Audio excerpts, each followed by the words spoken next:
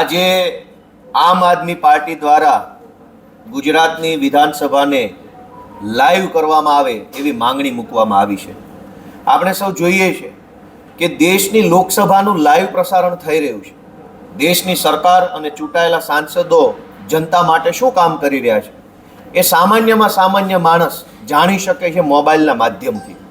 દેશની રાજ્યસભા પણ લાઈવ છે, દેશની સુપ્રીમ કોર્ટ પણ યુટ્યુબ ઉપર લાઈવ આવે છે, ગુજરાત રાજ્યની હાઈકોર્ટ પણ યુટ્યુબ ઉપર લાઈવ આવે છે, દરેક જિલ્લાની સેશન્સ કોર્ટ ડિસ્ટ્રિક્ટ અદાલત એ પણ યુટ્યુબ ઉપર લાઈવ આવે છે। રાજસ્થાન, મધ્યપ્રદેશ, ઉત્તર પ્રદેશ, મહારાષ્ટ્ર, બિહાર, પંજાબ, હરિયાણા, દિલ્હી અનેક રાજ્યોની વિધાનસભાઓ પણ યુટ્યુબ, ફેસબુક ઉપર લાઈવ આવે છે।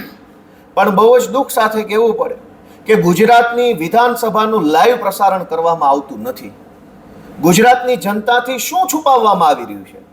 જે જનતા મત આપે છે એ જનતાને જાણવાનો પૂરો હક છે કે તમારા મતથી બનેલા ધારાસભ્યો આ વિધાનસભા ગૃહમાં બેસીને શું કામ કરી રહ્યા છે એ જાણવાનો હક છે। કોઈ ખેડૂત ખેતરે પાણી વાળતા હોય તો એ ખેતરે બેઠા બેઠા પણ વિધાનસભા જોઈ શકવા જોઈએ।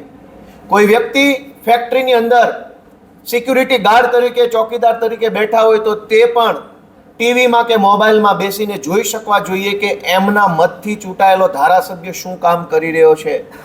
કોઈ બહેન ઘરમાં બેસીને ઘરકામ કરતી હોય તો ટીવી કે મોબાઈલથી જાણી શકવી જોઈએ કે બહેનોએ જે વ્યક્તિને મત આપ્યા એ વ્યક્તિ વિધાનસભામાં શું કરે છે।